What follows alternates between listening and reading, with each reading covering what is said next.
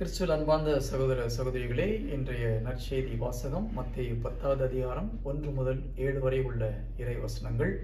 இதில் இயேசு கிறிஸ்து தன்னுடைய 12 சீடர்களையும் அழைத்து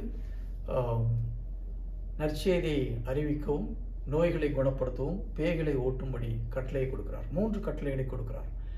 நீங்கள் செல்லும் போது பரலோக ராஜ்யத்தை குறித்த நற்செய்தியை அறிவிக்க வேண்டும். எல்லாமே நற்செய்தின்னு சொல்ல முடியாது. குறிப்பாக நீங்கள் ஒவ்வொரு இடத்துலையும் கவனித்து பார்த்தீங்கன்னா ஜீசஸ் ஸ்பெசிஃபிக்காக பரலோக ராஜ்யத்தை குறித்து அறிவிக்க சொல்கிறார். அப்போ நம்ம ஏன்னா இயேசு கிறிஸ்து மனிதனை முதல் உருவாக்கும் பொழுது இந்த உலகத்தை ஆட்சி செய்வதற்காக உருவாக்குகிறார்.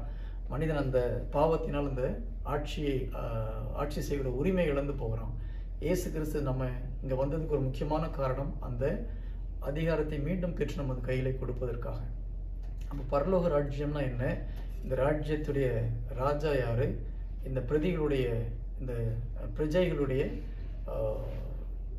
உரிமைகள் என்ன, அதை எப்படி பெற்றுக்கொள்வது, இந்த பரலோக ராஜ்யத்துடைய சட்டத்திட்டங்கள் என்ன, இதெல்லாம் தான் நம்ம கம்பல்சரி ஆண்டவர் அறிவிக்க சொல்கிறார். ஸோ முதல்ல பரலோக ராஜ்யத்தை குறித்த நற்செய்தியை அறிவிக்க வேண்டும். இரண்டாவதாக நோய்களை ஓட்ட சொல்கிறார். மூன்றாவதாக பேய்களை ஓட்ட சொல்கிறார்.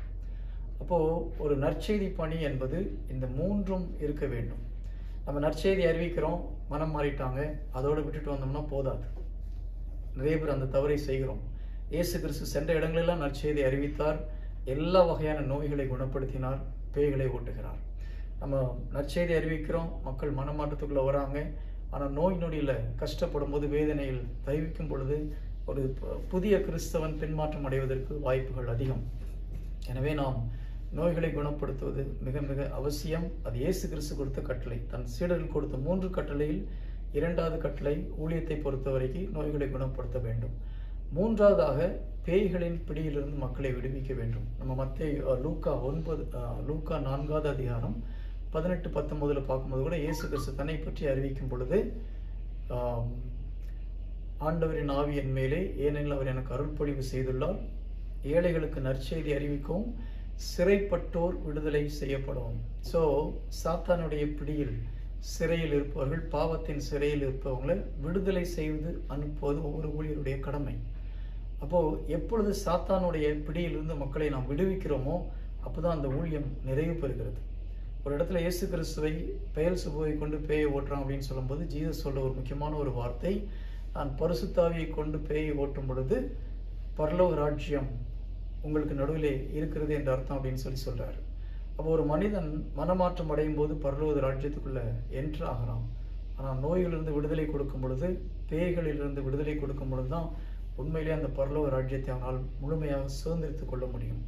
நாம் பேய்களின் கட்டுகளிலிருந்து விடுதலை கொடுக்கலன்னா அவனால் பரிசுத்தமான ஒரு வாழ்க்கையை வாழ முடியாது, சுதந்திரமான ஒரு வாழ்க்கையை வாழ முடியாது. அதனால ஒரு மனிதனை பேயின் கட்டுகளிலிருந்து, சாத்தானின் கட்டுகளிலிருந்து, அடிமைத்தனங்களிலிருந்து விடுதலை கொடுப்பது ஒரு முக்கியமான ஒரு பணி. இப்போ 3 காரியங்களை நம்ம கம்பல்சரியாக செய்யணும். ஒரு ஊழியத்தில் இந்த 3ம் நடக்கவில்லை என்றால் நாம் முழுமையான ஒரு ஊழியத்தை செய்யலன்னு அர்த்தம். பரலோகத்தை குறித்த நற்செய்தி அறிவிக்க வேண்டும், நோய்களை குணப்படுத்த வேண்டும், அடுத்தது சாத்தானின் பிடியிலிருந்து, சாத்தானுடைய இன்ஃப்ளூயன்ஸிலிருந்து, சாத்தானுடைய பாண்டேஜிலிருந்து ஒரு மனிதனுக்கு விடுதலை கொடுப்பது மிக மிக அவசியம். ஆமென்.